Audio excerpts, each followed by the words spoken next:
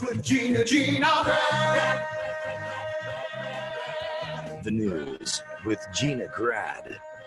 Well, speaking of TMZ, let's just start things off with some piping hot TMZ gossip.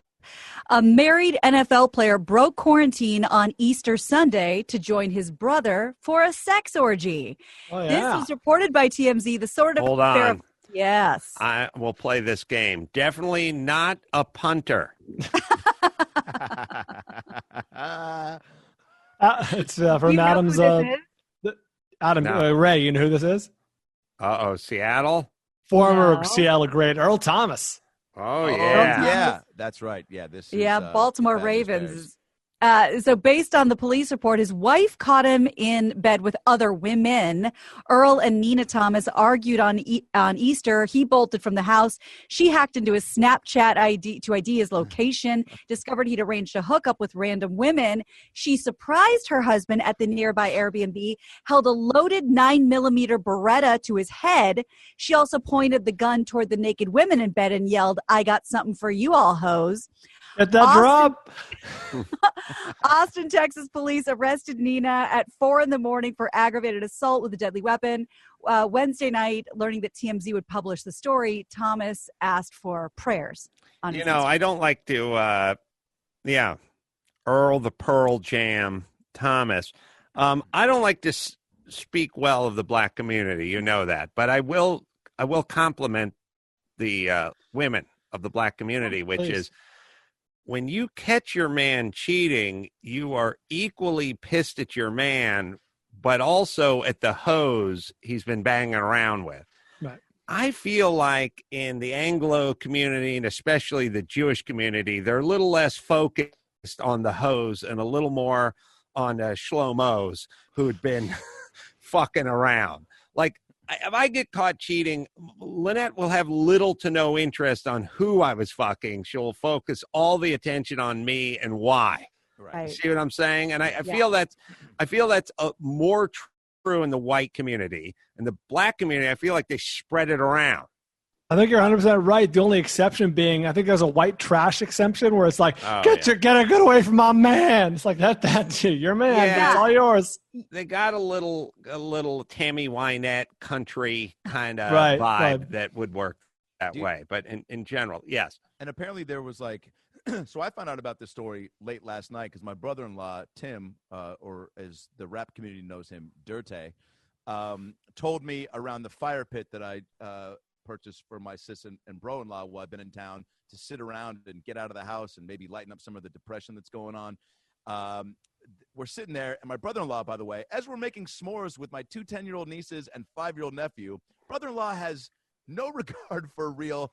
I mean, the amount of time, if I had $1 for every time I've said, hey, Dirte, you might lighten up on the F-bombs around Christmas around the kiddos. I'd have at least $60. So we're sitting there, and he just pulls up his phone. He goes, bro, you hear about Earl Thomas? And I go, no. Keep in mind, kids to my right and left. He goes, this motherfucker, his wife comes over. Apparently, he's fucking some broad. She pulls the hoe he fucking comes over with a gun, puts it to Earl's head, starts fucking going crazy like this bitch says she's going to kill him. This broad is fucking out of her mind. Earl Thomas is like, get the fuck out. And this shit was crazy. Dude, it's going to be on TMZ tomorrow. To which I say, hey, Tim, kiddos. And then I go, kiddos, forget everything you just heard. To which Dirte says, and I quote, bro, they're in Marshmallow Land. And then I was really waiting for him to be like, watch, hey, Jackson, fuck you. See, he didn't hear me. Hey, girls, you're not mine. You see, they didn't hear shit, man. You know, like. I'm going to also make an excuse for Earl possibly, which is, I remember talking to Thomas Hollywood Henderson of the Dallas Cowboys, outside linebacker, kind of guy, could have been maybe the next Lawrence Taylor, but he got caught up in drugs and whatever else. But he was explaining to me that when he was partying, was I talking to him about this? No, it was an article I read. I later on was talking to him about something else, but an article I read. He basically said it after they won the Super Bowl, him and Ed Too Tall Jones. And if you find a picture of Ed Too Tall Jones, that was a lot of man. And Ed Too Tall Jones was probably 6'8", 6'9", playing in the 70s in the NFL and was a big That's too dude tall. too. Yeah, that's He was too tall for playing that. It's far too tall. played defensive end, and he wasn't Jason Taylor skinny. He was a big dude. It was 6'8". Oh, he was called Too Tall. But anyway. He wasn't Ed Just Right Jones. He was Ed No. Too Tall Jones. Too Tall Jones. And he was just basically explaining that when they traveled and they banged groupies or prostitutes, Ed needed 2 chicks. Yeah. Like he was saying, like Ed needs 2 chicks. Like you'd say, like Andre the Giant couldn't take a bath in a regular size tub, and you'd go like, oh yeah, I get it. He's Andre the Giant. Like Ed Too Tall's so big that he didn't. I kind of needed 2 hoes. Right. So I don't know. Maybe we should cut these world-class athletes a little slack when it comes to the orgies. You know what I mean? Maybe they just need more than we need. You know, Garagos could use someone like you on his team. How big is Ed Too Tall Jones? The women did do his wang, which you would do with a bat when you were trying to figure out who got to bat first. That's right. Yeah, which team would get up first? I mean, we see a picture of him over Dieter Brock, He's I think, far too tall. circa 1981 or whatever. But Huge. he's a huge dude back when the average defensive lineman went 6'2.5", he was 6'8.5" or something. Wow. All right. Sorry. Oh, 6'9". All right. 6'9". Yeah, see, that's kind of, and he was a defensive end. I mean, that's pretty. I'm trying to think of like how big they are nowadays. That's, I mean, a defensive end maybe. Not bigger than that. Yeah, no. Wow. Yeah, I What think else Earl you got, Thomas Jim? is. Oh, go ahead. Yeah. Good. Oh, I was just gonna say. I think I did see his Instagram. Did you guys see his video where he was just like, last night he was like, I'm about to be on TMZ, but I want to nip it in the bud first. And he's like, some shit went down. And then like, you know, you're going to hear about it tomorrow, but I want to get to it first. Some shit went down between me and my wife, but it's none of your business. So it's like, all right, well, you didn't really nip it in the bud, get ahead of it. I'm intrigued, if anything. Yeah. He was like, I just want to speak on it. I thought he was going to like give the whole lowdown and kind of truly do what anyone who gets publicly, you know, blown up like that would like to do, is kind of get the first take. But he, I guess he Unhelpful. just, yeah. Well, I don't have real feelings about anybody who does anything outside of their job unless they hurt somebody, Right. or if they've been on a tear or a campaign to try to get, you know, if Earl was trying to get other teammates fired because they had extramarital affairs, then I'm like, fuck you, brother. Now you got busted. Fine. But remember, the twist in this is he's the victim. Wait, Because the wife is the one that Right. held a gun to his head. did I imagine right. this, Oh, or was it reported that or did Gina say this and I blank out? It was him and his brother His who were brother, having the. yeah. Okay. I would make sure Right. that was clear. Either way, no. As long as there's no victims per se, I'm not interested. And also, Totally. what you guys feel about NFL superstars? Like, I'm kind of surprised when they're not having orgies. Mhm. That's Yeah, me. tell me Part that. and parcel. Yeah. Right. Well, Donald Trump wants the border wall painted, and it could cost a lot of money. According to the government contracting estimates obtained by the Washington Post, painting it black, which is what he wants to do, could add $500 million more to the project. Trump has gone back and forth on having the steel beams painted black, and at one point he talked about it, but now he's once again pushing for it, claiming that the dark color will make it look more foreboding. What do you And- think's going to paint it? and it'll help. It'll become too hot to the touch when if somebody tries to scale it. During a meeting last month at the White You know House, what we need to do? We need to on our side of the wall needs to be painted. They need to put like a mural of drug cartel guys sitting in SUVs with M16s, so no one on our side gets that close to the wall. Their side of the wall needs those fake train tunnels that Wile E. Coyote would paint on the side of the mountain. So instead of showing up with ladders, they just get a running start and just smack right into the wall. See what I'm saying? Yeah. If Oh, totally. Trump Yeah. had any brains at all, he'd be listening to me on this. Trump could really use you on his Yes. team because Jared Kushner, who's his advisor, he told him to move ahead with the paint job. Oh, What great. is it? I don't get that. There's black steel. You're saying like steel girders, Mm-hmm. and those girders are every X amount of feet, and then it must be modular. Like, here's what I'm saying. There must be building this wall. They're not building it all on site. It has to be modular because you can never cover this much ground if you just kind of stack cinder blocks. They must be putting a vertical post every 31 feet, and then they must drop in the barrier in between those. So he's just talking about the post. Like, well, I got to see a picture of it. Yeah, if there is one, that would be great, because this says Trump has gone back and forth on having the steel beams painted black. Yeah, it doesn't. I don't know why. I don't know what message does that send. Also, they get super hot. Stuff you paint steel. That's what he wants. I guess the idea. That's part of the point. Oh, is that it? Are they horizontal? Are they horizontal beams? Well, I don't know. Wait a second. Did you say anything about heat?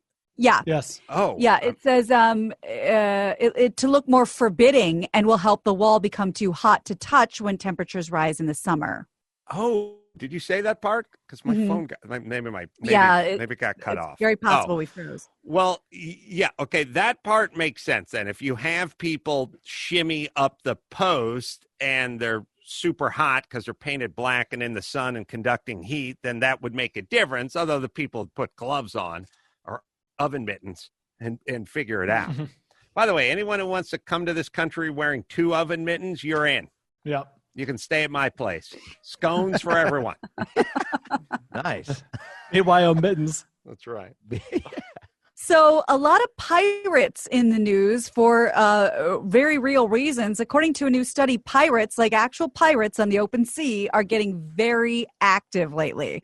Over the last 3 months, there's been a 24% increase in pirate attacks and attempted attacks compared to the same period last year. The researchers are worried that the things are going to get worse before they get better because governments are so concerned with coronavirus problems, they won't be able to spend resources on keeping pirate attacks under control. I was also thinking that aren't there a lot of ships kind of hanging around sort of at sea, not able to, disembark or get their cargo off, get the oil out? I think. Imagine how depressing the ride from Disneyland, the Pirates of the Caribbean, would be if they just replaced every animatronic and fake pirate with what is today a real pirate. Tom Hanks and the Ethiopians? Yeah, just all Somali, super skinny what, Somali. Were they? Somali, sorry, my mistake. 17-year-old teenagers just standing there and cut-offs. Like, how depressing would that be? I am the captain now. Yeah, that's right. No Johnny Depp in sight. So some of you may have noticed this. I don't know if you're in the focus group or not on Twitter, but Twitter's trying out this new feature that lets users think twice about posting a message with foul language before it goes out to the world. Replies to tweets with curse words will now sometimes come with a prompt asking if that's what you really want to say. I think we have a picture of it. It says, when things get heated, you may say some things you don't mean. To let you rethink a reply, we're running a limited experiment on iOS with a prompt that gives you the option to revise your reply before it's published if it uses language that could be harmful. Wow. Yeah, I could use this. The amount of times that I've started to reply, hey, at my pillow. This thing feels like sleeping on a fucking foot under the freeway. I want my money back. And then I go, look, maybe I'm just pandemic panicky. Maybe I'm a little too high.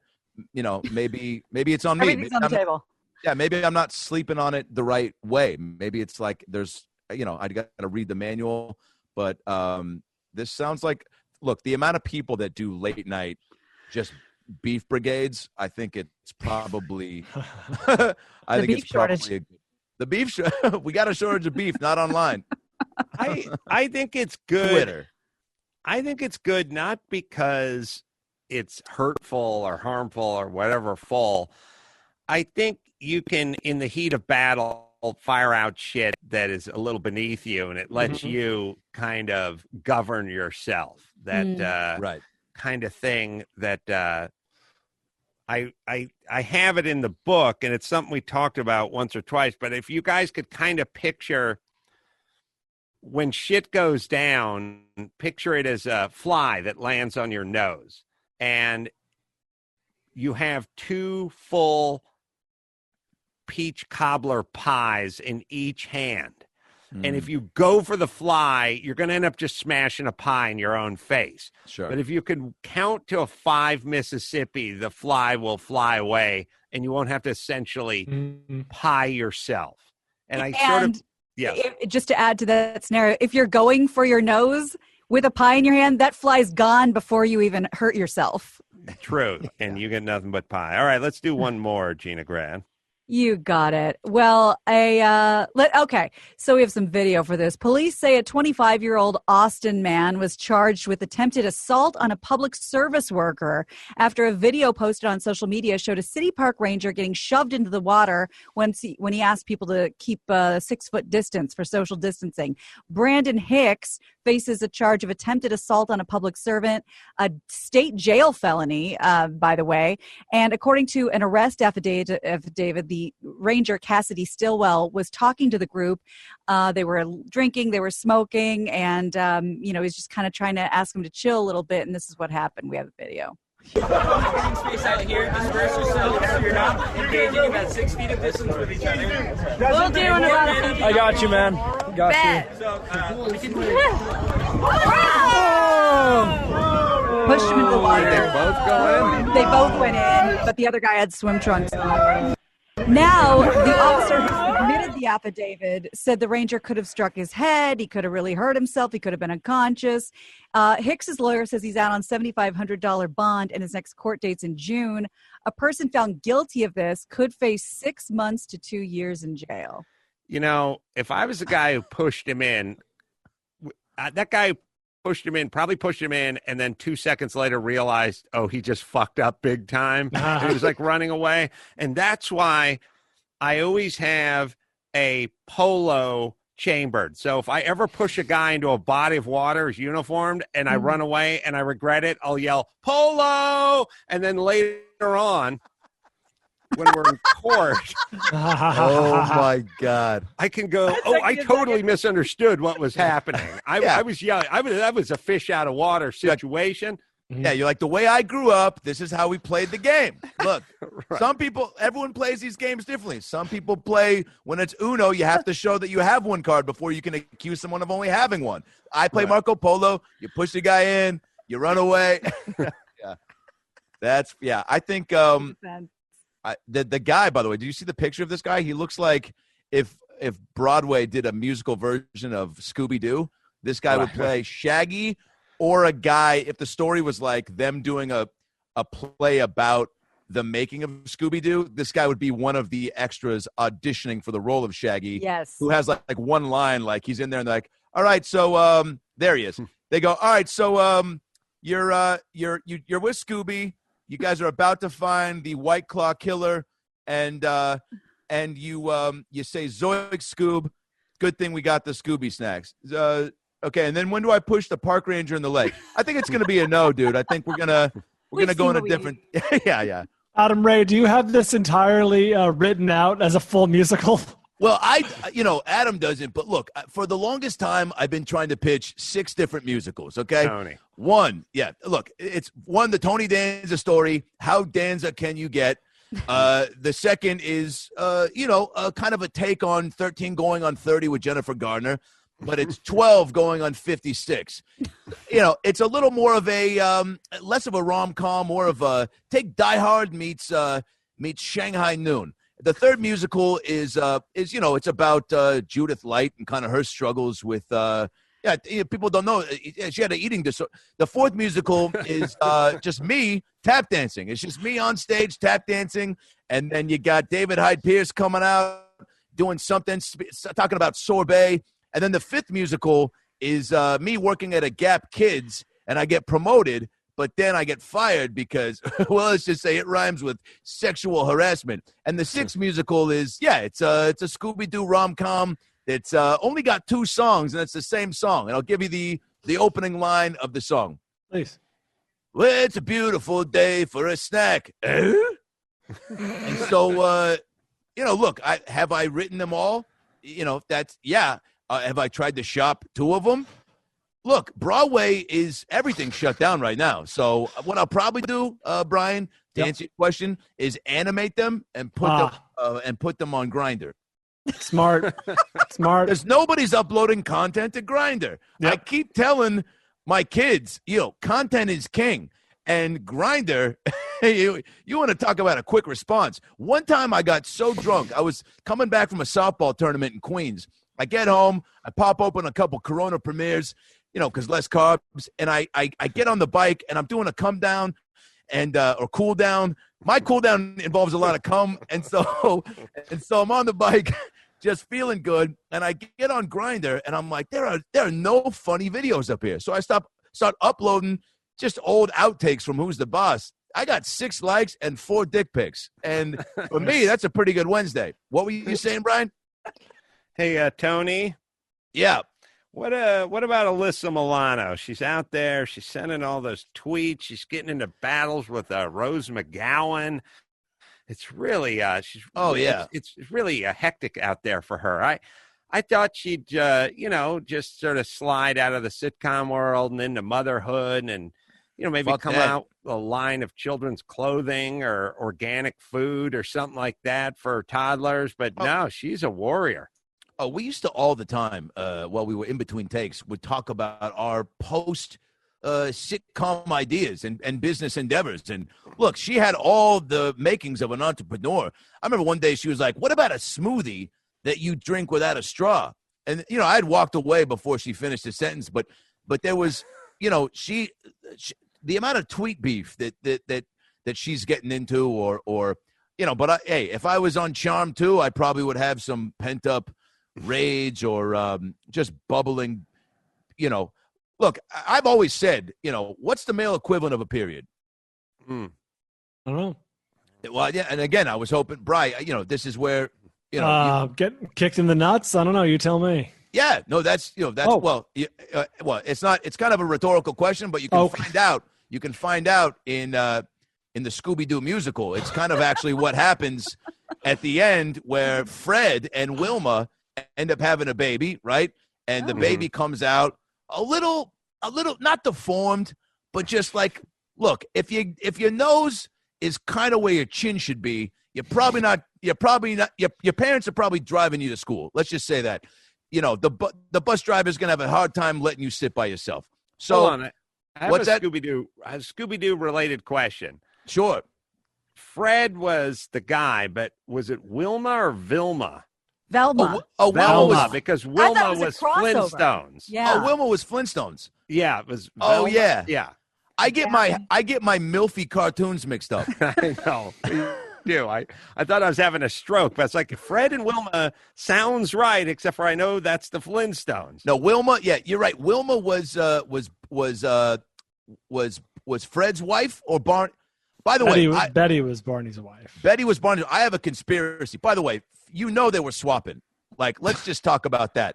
Like, whether those animals, the dinosaurs, they'd turn to the camera as Fred would leave. He's like, "Hey, don't forget to do the dishes, you brontosaurus fuck." I'm paraphrasing. I forget the dialogue on that show, but that dinosaur would always look into the camera and be like, Barney's banging. What was your question, Brian? No. Here's the joke. Here's the joke they would do. They would dump all the garbage down the garbage disposal. That's They'd right. Open the cupboard door. I loved There'd be a bird, like a big pelican, eating all the garbage. He'd look at the camera and he'd go, "It's a living." That was always the joke. It's a living. Can I be honest? I don't know what that says about my comedic sensibility now or then. I lost my shit when that bird did that. Because he always had a voice too of like, he's like, "It's a living," right? Like this, just woe is me, like button up, like, "I give a job is a job." And they could also run that joke on any sitcom, any animated series, anything. They take like 9 jokes and just run the exact same thing every time. If you take the Hanna-Barbera comedy class, it's 6 minutes long. It's like, you do this joke, you do this joke, you say this thing, Barney fucks Wilma, bada bada bing, we go to bed. You add a little sweetener at the end. Yabba dabba do. You get the fuck out of there. All right, let's bring it home, Gina Grad. You got it. I'm Gina Grad, and that's the news. That was the news with Gina Grad.